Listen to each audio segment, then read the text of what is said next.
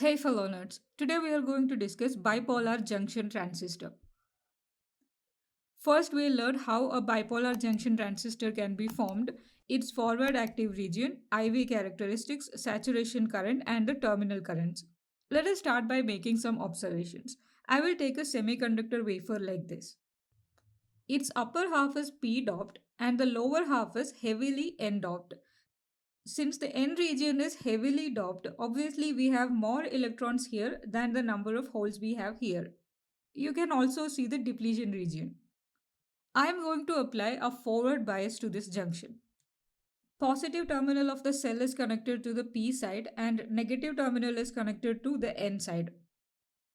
Since the PN junction is in forward bias, so the width of the depletion region here will become smaller. This is going to make the electrons flow from the N side to the P side and the holes flow from the P side to the N side. But there is a difference in the availability of number of holes and electrons. We obviously have more electrons than we have holes. So the electron current is going to be greater than the hole current. So this is the final observation we can make from here. If the doping is made asymmetric, we can make the electron current be greater than the hole current. Now, let me take another PN junction like this. Its upper half is N doped and lower half is P doped. The doping is symmetric and we have equal number of holes and electrons. Now, I am going to apply a negative bias to this junction. Positive terminal of the cell is connected to the N side, negative terminal is connected to the P side. Even though the current is really small and in microamperes, there is still some current in this direction. Since it is negative bias, width of the depletion region is going to increase. Also, the negative bias is going to create a strong electric field in the depletion region from the positive potential to the negative potential. Now, assume that we have some electrons and we somehow manage to inject them into the depletion region. What will happen to them? We know there is a strong electric field in the depletion region in this direction, and electrons are negative. That means they will experience a force in the opposite direction. All these electrons will be pushed towards the N side by this electric field. So this is the observation we can make. If electrons are somehow injected into the depletion region, they get collected by the N side. Let us now try to put both of these ideas together. Here the lower part is heavily N doped, upper part is lightly P doped. Here the lower part is lightly P doped and upper part is lightly N doped. They both have a P doped region in common. So here is what I'm going to do. I'll take a semiconductor wafer. I'll divide it into three parts. I'm going to make the bottom part heavily N doped. I'll make the middle part P doped. And I'll make the top part N doped. The P doped region can be shared by both. We have two PN junctions, obviously two depletion layers will be formed. Now, this junction has to be forward biased and this one has to be reverse biased. To do that, I will add a terminal over here, one over here and one over here. I want this junction to be forward biased, so I will add a cell like this. Positive terminal of the cell is connected to the P doped region. Negative terminal is connected to the heavily doped N plus region. I also want this junction to be reverse biased. But instead of connecting a cell between the N region and the P region, this is what I'm going to do. I will connect a cell between the N region and the N plus region like this. Positive terminal of the cell is connected to the N region, negative terminal is connected to the N plus region. This doesn't guarantee us that this junction is reverse biased. So we have to make sure it is. Just keep it in your mind right now. We'll see how we can make sure that it is going to be reverse biased. For now, we'll just assume that that junction is reverse biased. Now we have one junction that is forward biased. So the width of the depletion region here will become smaller. We also have a junction that is reverse biased, so the depletion region is going to be wider. Let me take you back to the observation we made in this case. We said that if somehow we can get some electrons injected into the depletion region, since the electric field is really strong, they will be pushed to the N side and they will be collected there. Let us see what is happening over here. Since we have a heavily doped N plus region, just like we saw over here, the electron current is going to be really high. Lots of electrons are going to go from N plus side to the P side.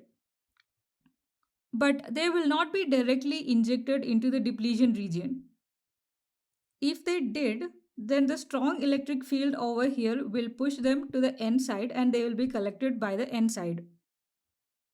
So to make sure that happens, what we are going to do is we will decrease the width of the middle part like this. Now, since this part is really narrow, when the electrons go from the N plus side to the P side, it will be as if they are directly injected to the depletion region over here. Since there is a strong electric field in the depletion region because the junction is reverse biased, the electrons will be pushed by the electric force to the N region and they will be collected there. We could say that the electrons are emitted from the N plus region. Because of that, we can call it the emitter region. Since the middle part is really narrow, the emitted electrons are going to be almost immediately injected to the depletion region, where we have a very strong electric field that will push it to the N side. So we could say the electrons are collected in the N region. So we call it the collector region. Also, the middle part is called the base region. This cell applies a potential between the base and emitter. So we can call it VBE. This cell gives a potential between the collector and emitter. So we can call it VCE. This device is what we call a bipolar junction transistor. Since we have taken NPN, we can call this a NPN bipolar junction transistor. We can also do this by taking a heavily doped P region here, lightly doped N region here, and a lightly doped P region here. That will be called a PNP transistor. Here the base is made thin so that the electrons from the N plus region reaches the depletion region the moment it crosses the EB junction. The strong electric field in the depletion region immediately pushes the electrons to the collector where they will be collected. The circuit symbol of a transistor looks like this. We have our collector, base, and emitter. We know electrons flow from the emitter to the collector. That means current flows from the collector to the emitter. To show the direction of the current, we have an arrow over here. For the transistor to work properly, we have to make sure the base emitter junction is forward biased and the collector base junction is reverse biased. For that, we have given VBE over here and VCE over here. If we draw the circuit diagram of this is how it will look like. VBE is connected between base and emitter. VCE is connected between collector and emitter. When the base emitter junction is forward biased and collector base junction is reverse biased, we can say the transistor is in its forward active region. Let us now go to something that we left earlier. We need the base emitter junction to be forward biased. Base is P doped, emitter is N doped. So we need positive potential here, negative potential here. We have already fulfilled it by giving VBE.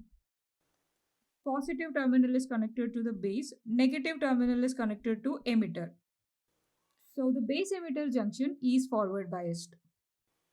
There is one more important thing here. The base emitter junction is a PN junction. We can maybe model it as a PN junction diode. It is also forward biased. And we know when a PN junction diode is forward biased, it will have a potential across it that is equal to its knee voltage. So if we assume that the device is silicon based, we can say the base emitter voltage is going to be the knee voltage of a silicon diode, that is 0.7 volt. Base emitter voltage of a transistor in active region will be 0.7 volt, given that it is silicon based. Now, to keep the transistor in active region, we also want the collector base junction to be reverse biased. The collector is N doped, base is P doped. To make the junction reverse biased, we need positive potential at the collector and negative potential at the base. Or basically, we can say VCB should be greater than or equal to 0. VCB is the voltage at the point C with respect to B. It should be greater than or equal to 0 means potential at C should be greater than potential at B.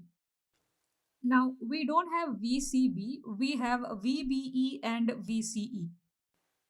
VCB can be written as VCE minus VBE. So technically, we want VCE minus VBE to be greater than or equal to 0. Or we can write VCE should be greater than or equal to VBE. If our transistor is silicon based, we can write VCE should be greater than or equal to 0.7 volt. Before we move on, I just want to make sure you understand something. How could I write VCB is equal to VCE minus VBE? Assume we have 2 points A and B. Potential at A is VA, potential at B is VB.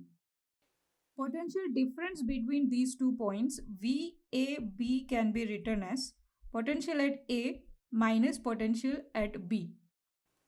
So over here VCE is the potential difference between C and E. So we can write VCE as VC minus VE. Also, VBE is the potential difference between B and E. So we can write VB minus VE. We have to subtract this from this. So VE over here and VE over here will get cancelled. This will become VC minus VB. VC minus VB is the potential difference between the points C and B. That means it is VCB. Let us again take our bipolar junction transistor in forward active region. We know electrons are going to go from the emitter region to the base region and immediately to the collector region. These electrons will now go to the external circuit like this and then go back into the transistor through the emitter. Since electrons are flowing in this directions, obviously we can say current is flowing in this direction. Let us call it IC or the collector current. Again, these electrons flow in the external circuit and they go back into the transistor through the emitter and they again go like this. So basically, electrons here are flowing in this direction. That means we have a current in the opposite direction. Let us call it IE or the emitter current. Now, here is my question.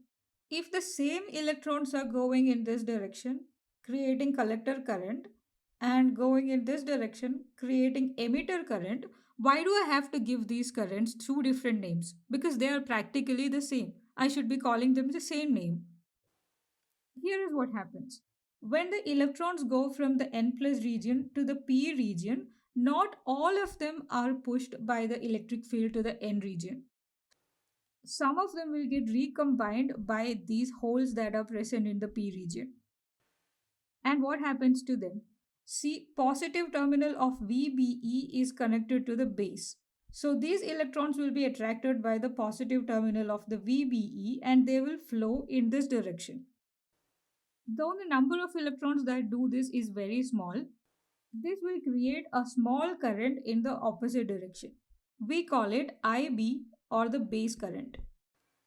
Let me conclude again. All of the electrons that go from the N plus region to the P region are not pushed by the electric field to the N region. Some of them flow in this direction, though very less in number, creating a small current in this direction that we call base current.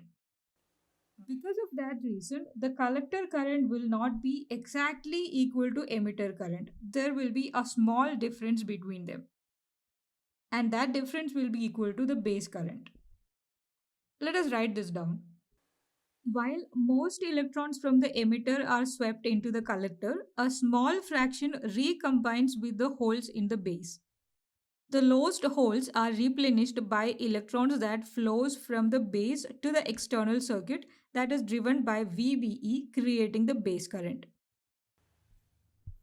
Now let us find out what happens to IC if VBE is increased keeping VCE constant.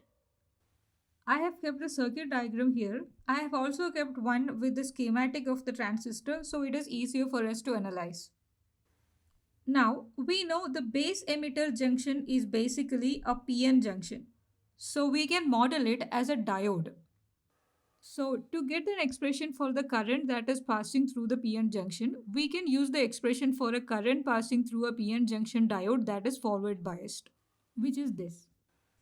I is equal to Is multiplied by e raised to Vf by Vt minus 1. Here Is is the saturation current, Vf is the forward bias voltage, Vt is the thermal voltage, and I is the current flowing through the junction. Here, the current that is flowing through the base emitter junction is the emitter current IE. So let us replace I by IE. The forward bias voltage we have applied is VBE. So let us replace VF by VBE. Now we know most of the electrons that are emitted by the emitter reach the collector, though very few goes out through the base, creating the base current. We can consider the base current to be really small. It's basically just a leakage current. In that case, we can assume the collector current is approximately equal to the emitter current. So we can say collector current is approximately equal to Is e raised to VBE by Vt minus 1. One more approximation we can make here is this. Vt is the thermal voltage. It is really small. It is about 26 millivolt. Since it is in the denominator, VBE by Vt will be a really large number. So e raised to VBE by Vt is going to be an even larger number. So basically we are subtracting 1 from a large number. That is not going to make a huge difference. So we can say this is approximately equal to e raised to VBE by Vt. We can ignore the minus 1. So we can say IC is approximately equal to Is e raised to VBE by Vt. Let's put this in a box. That means IC or the collector current exponentially increases with increase in VBE. We can plot it on the graph like this. Now we have IC is Is e raised to VBE by Vt. Let us take Is to the other side. That gives us IC by Is is e raised to VBE by Vt. I want to take natural logarithm on both sides. That gives me log of IC by Is is VBE by Vt. From here, I can write an expression for VBE. It is Vt log IC by Is. Let us put this also in a box. The conclusion we can make from here is as VBE increases, collector current increases exponentially. Let us now solve a problem. Calculate the change in IC if VBE changes by 60 millivolt. We have the relation IC is equal to Is e raised to VBE by Vt. VBE is increasing by 60 millivolt. We want to find out how much IC will increase. So let us modify the equation like this.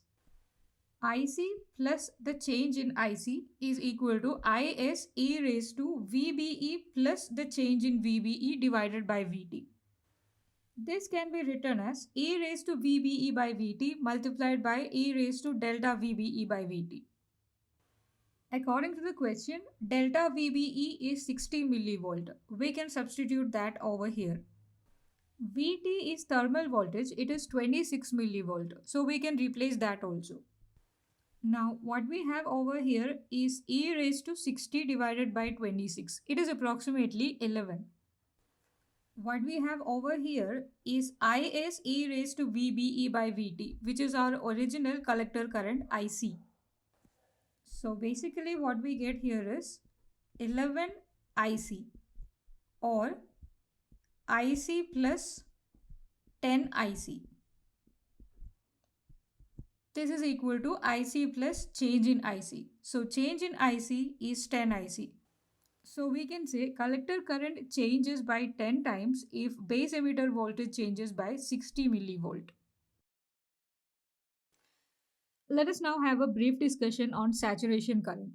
We already know what is saturation current in the context of a diode. Idea is the same because basically what we have here is also a PN junction. Saturation current is the small current that flows through the BJT due to the thermally generated minority carriers when the junction is reverse biased. This is exactly what happens in a diode also. The value of saturation current depends on the properties of a transistor. It is defined like this: AEQNI square DN divided by WB AE here is the emitter area. Q is the charge of one electron. Ni is the intrinsic carrier concentration. Tn is the diffusion coefficient. Wb is the width of the base. And Nb is the doping in base. Let us now find what happens to the collector current if VCE is changed, keeping VBE constant. We have already found an expression for the collector current. It is Is e raised to VBE by Vt. It depends on VBE, the potential across the base emitter junction. There is no VCE in this equation. So the collector current does not depend on VCE. You can also think of it like this. Electrons flow from the emitter to the base because the emitter base junction is forward biased by VBE. Those are the electrons that flow from the base to the collector. So basically, collector current is formed by the electrons that are emitted from the emitter because of VBE that is applied across the base emitter junction. IC depends on VBE, not VCE. So if we plot the variation of IC with respect to VCE, this is what we get. Now, if we plot it for a different value of VBE, we get something like this. This is the plot of collector current versus VCE when VBE is equal to VBE1. This is the plot when VBE is VBE2. VBE2 is greater than VBE1. That is why IC2 is greater than IC1 because IC does depend on the base emitter voltage. Now, let us find mathematical relationships between the three terminal currents: base current, collector current, and emitter current.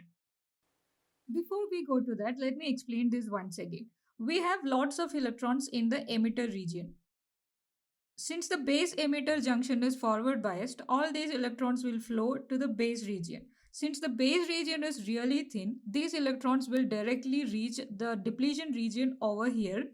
And since the depletion region has strong electric field in it, they will be pushed to the collector region. This is how the current flows. But in between, some of the electrons that reach the base will recombine with holes there.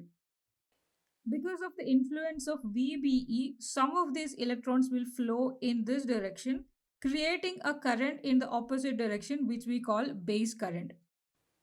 We can consider IB or the base current to be an input current and IC, the collector current, to be an output current. If IC is more, obviously IB is also going to be more because there are more availability of electrons. So we can write IC is proportional to IB. There can be one question: is an IC approximately equal to IE? So if IB increases, IE will also proportionately increase. That is true. IB is also proportional to IE. But here I am considering IB to be the input current, IC to be the output current, and I am trying to find their relation. So I write IB is proportional to IC, which is also not wrong. Since IB is proportional to IC, I can write IC is a constant multiplied by IB. I am going to call the constant beta. Now we know that IB or the base current is very small, IC is larger, so beta will be a larger number. It is usually between 50 to 200. Collector current is about 50 to 200 times of base current. From this relation, we can see that beta is IC divided by IB. That is output current divided by input current. So we can call this current gain. Beta is the current gain and its value is typically between 50 and 200. And we can say the circuit is acting as a current amplifier. It gives us an output current that is 50 to 200 times of the input current. Now, see what is happening here. IC is a current that is flowing in. IB is also a current that is flowing in. IE is going out. So, using Kirchhoff's current law, we can write IE is the sum of IB and IC. From here, we can write IB is IC divided by beta. So we get IE is IC plus IC by beta, or IC multiplied by 1 plus 1 by beta. Or we can write IE is beta plus 1 divided by beta multiplied by IC. Let's put this in a box. We found that beta, or the current gain, is a high value. It is between 50 to 200.